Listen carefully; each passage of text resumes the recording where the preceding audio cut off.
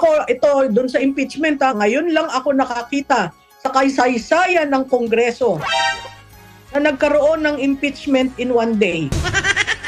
At ipinasa nila on the last day of session. Yun ang makikita mo talaga, politika. Kasi yung dating mga experiences natin sa impeachment, magmula sa ombudsman, sa vice president, sa chief justice, it took a while.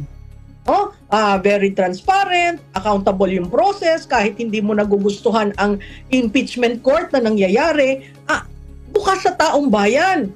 Biro mo itong ginawa ng House, nagpass sila ng articles of impeachment na walang nakakakita. Bakit ko nasabi yan? Yung tatlong final, impeach the three articles of impeachment filed by and endorsed by members of Congress, in-archive nila. So ang pinasa nila ngayon is an articles of impeachment na walang nakakaalam kung anong complaint na nandun. Basta sinabi nila, invoking the Constitution at saka yung rules ng chamber, dahil naka-attain na ng mahigit na 1/3, impeach na si VP at bayaan mo na sa Senado. Yan ba'y responsableng behavior ng legislator?